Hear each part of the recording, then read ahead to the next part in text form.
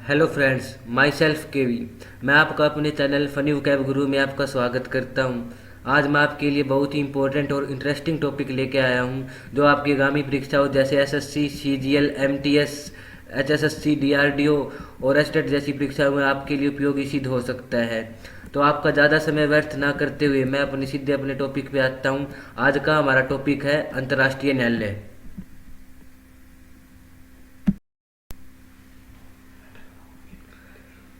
अंतर्राष्ट्रीय न्यायालय। आज हम अंतर्राष्ट्रीय न्यायालय के बारे में पढ़ेंगे। सबसे पहले इसकी स्थापना, इसमें फिर इसके बाद में इसमें कितने देश काम शामिल है, इसमें कितने न्यायाधीश होते हैं, इसमें अध्यक्ष के बारे में, उपाध्यक्ष के बारे में, और उसके बाद में जो भारतीय मूल के निवासी जो इसके अंतर्राष्ट्रीय न्यायालय में काम कर चुके हैं उनके बारे में पढ़ेंगे। तो हम स्टार्ट करते हैं स्थापना से। अंतर्राष्ट्रीय न्यायालय की स्थापना 3 अप्रैल 1946 में पीस पैलेस हैग, नीदरलैंड में हुई। अगर आपसे पूछा जाए कि अंतर्राष्ट्रीय न्यायालय की स्थापना कब हुई, तो 3 अप्रैल 1946 में नीदरलैंड्स में पीस पैलेस नामक एक जगह है जो हैग में पड़ती है, वहाँ इसकी स्थापना हुई है। आगे चलते हैं कि अंतर्राष्ट्रीय न्यायालय में कितने देश शामिल हैं। तो इसके अंदर कुल मिलाकर 193 देश शामिल है। 193 देश इसमें कुल मिला के शामिल है। तो अब जो वर्तमान में अंतर्राष्ट्रीय न्यायालय के अध्यक्ष हैं वो कौन है? तो वर्तमान में अंतर्राष्ट्रीय न्यायालय के अध्यक्ष अब्दुल कावी अहमद यूसुफ जी है। अब्दुल कावी अहमद यूसुफ जी जो अंतर्राष्ट्रीय न्यायालय के वर्तमान में अध्यक्ष हैं, और ये सोमालिया देश के निवासी है जो कि पूर्वी अफ्रीका में पड़ता है। आगे चलते हैं हम देखते हैं अंतर्राष्ट्रीय न्यायालय कार्य कैसे करता है। तो अंतर्राष्ट्रीय न्यायालय के संविधि में 5 अध्याय और 70 अनुच्छेद है। कितने? 5 अध्याय और 70 अनुच्छेद है जिनके अकॉर्डिंग यह कार्य करता है। और इसके साथ हम एक इनका अनुच्छेद है 33। अनुच्छेद 33 बहुत ही महत्वपूर्ण है। और अनुच्छेद 33 क्या कहते हैं ये देखते हैं। संयुक्त राष्ट्र चार्टर के अनुच्छेद 33 में राष्ट्रों के बीच विवाद के शांतिपूर्ण समाधान के लिए बातचीत, पूछताछ, मध्यस्थता आदि विधियों की सूची है। अन्य शब्दों में हम कह सकते हैं कि ये जो अनुच्छेद 33 हमें बताता है कि दो राष्ट्रों के बीच में शांति, जो कोई भी विवाद है उसको शांतिपूर्ण तरीके से निपटाने के लिए हमें जैसे कि बातचीत, पूछताछ आदि विधियों का कैसे इस्तेमाल करना है उनके बारे में जानकारी है जो अनुच्छेद 33 में है। अब बढ़ते हैं कि अंतर्राष्ट्रीय न्यायालय में कितने न्यायाधीश होते हैं, जो कि काफ़ी बार देखने को मिलता है परीक्षाओं में क्वेश्चन। अंतर्राष्ट्रीय न्यायालय में कितने न्यायाधीश होते हैं? तो कुल मिलाकर 15 न्यायाधीश होते हैं, जिसमें एक अध्यक्ष और एक उपाध्यक्ष होते हैं। और जो ये न्यायाधीश होते हैं इनका कार्यकाल 9 वर्ष का होता है, और यह 1/3 सदस्य हर 3 साल में चुने जाते हैं। अर्थात हर 5 न्यायाधीश हर 3 साल बाद रिटायर होते हैं और नए 5 न्यायाधीश इसके अंदर आते हैं। और फिर इनका एक अध्यक्ष और एक उपाध्यक्ष चुना जाता है। हर 3 साल बाद यह क्रम दोहराया जाता है। और एक बात और महत्वपूर्ण है जो कि जो ये न्यायाधीश होते हैं उन्हें एक बार अगर चुन लिया तो इन्हें दोबारा भी चुना जा सकता है। ऐसा कोई नियम नहीं है कि अगर इन्हें एक बार चुन लिया तो इन्हें दोबारा नहीं चुना जा सकता। तो एक बार ब्रीफ से देखते हैं कि इसमें 15 न्यायाधीश होते हैं। अंतर्राष्ट्रीय न्यायालय में 15 न्यायाधीश होते हैं, एक अध्यक्ष होता है और एक उपाध्यक्ष होता है जो हर 3 साल बाद दोबारा चुने जाते हैं। और हर 3 साल बाद इसके 1/3 सदस्य अर्थात 5 न्यायाधीश रिटायर होते हैं और 5 अन्य न्यायाधीश आते हैं, और इन्हें दोबारा भी चुना जा सकता है।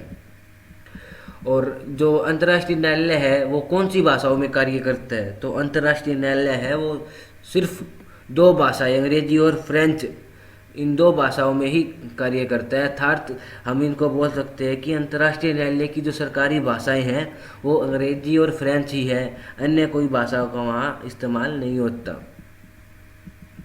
अब बात करते हैं हम कुछ न्यायाधीश जो भारत की ओर से अंतर्राष्ट्रीय न्यायालय में कार्य कर चुके हैं या कर रहे हैं। तो सबसे पहला नाम आता है सर बेनेगल राव। सर बेनेगल राव जिन्होंने 1952 से 1953 के बीच में अंतर्राष्ट्रीय न्यायालय में कार्य किया है।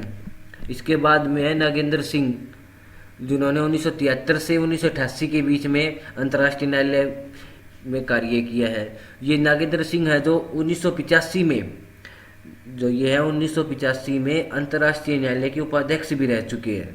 ये भारतीय मूल की तरफ से एकमात्र ही ऐसे व्यक्ति है जो उपाध्यक्ष अंतर्राष्ट्रीय न्यायालय में उपाध्यक्ष रहे, बाकियों ने अन्य सदस्य के रूप में ही कार्य किया है।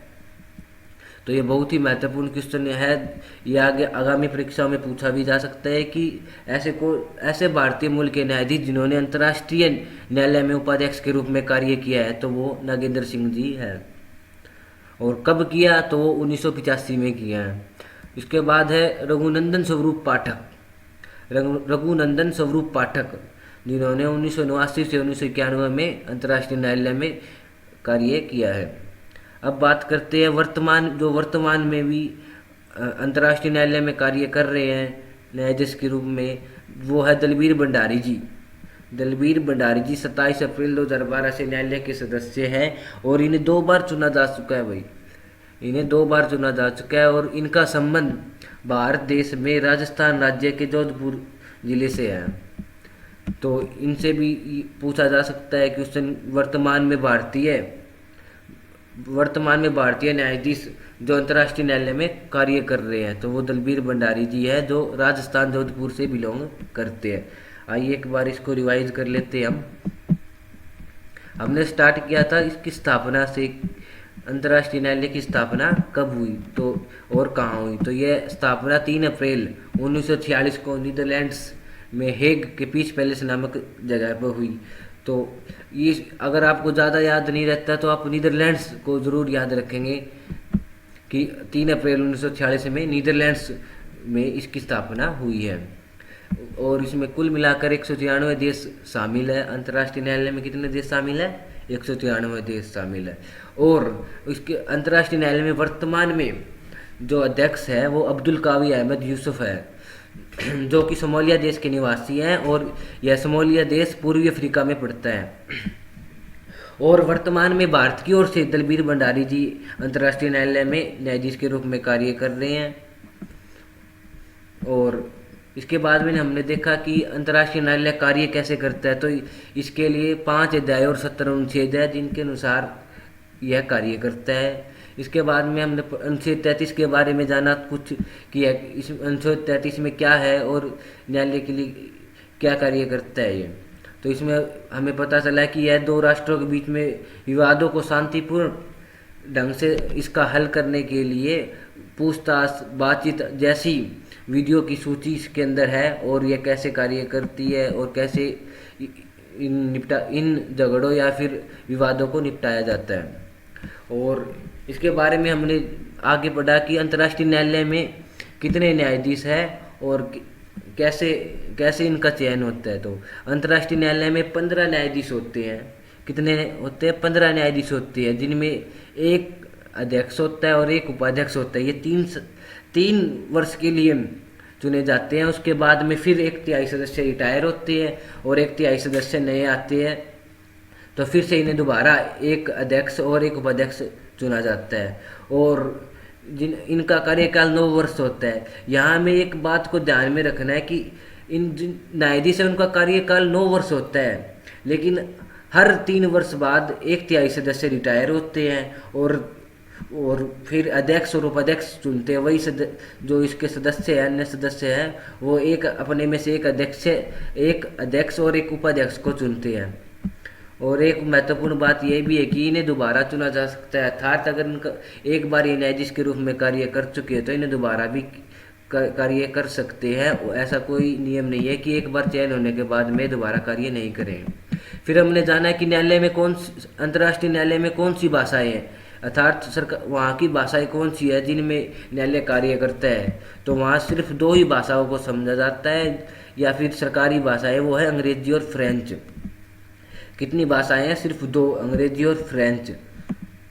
फिर हमने देखा भारत की ओर से अंतर्राष्ट्रीय न्यायालय में कार्य करने वाले न्यायाधीश, जिनमें सबसे पहले नाम सर बेनेगल राव, फिर नागेंद्र सिंह, रघुनंदन स्वरूप पाठक और वर्तमान में दलबीर भंडारी जैसे न्यायाधीशों ने अंतर्राष्ट्रीय न्यायालय में कार्य किया है। और नागेंद्र सिंह जी ने तो अंतर्राष्ट्रीय न्यायालय के उपाध्यक्ष के रूप में भी कार्य किया है।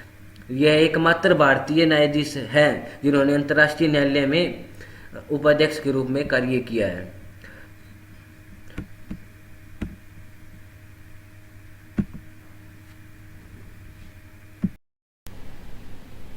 तो दोस्तों, आज हमने पढ़ा अंतर्राष्ट्रीय न्यायालय के बारे में। अगर आपको वीडियो अच्छी लगी तो चैनल को सब्सक्राइब कर देना, वीडियो को लाइक कर देना। अगर कोई राय हो तो कमेंट में ज़रूर बताना, और आपको अगर ये उपयोगी लगे तो अपने साथियों के साथ शेयर ज़रूर कीजिए। तो ठीक है दोस्तों, मिलते हैं अगली वीडियो में। Thank you.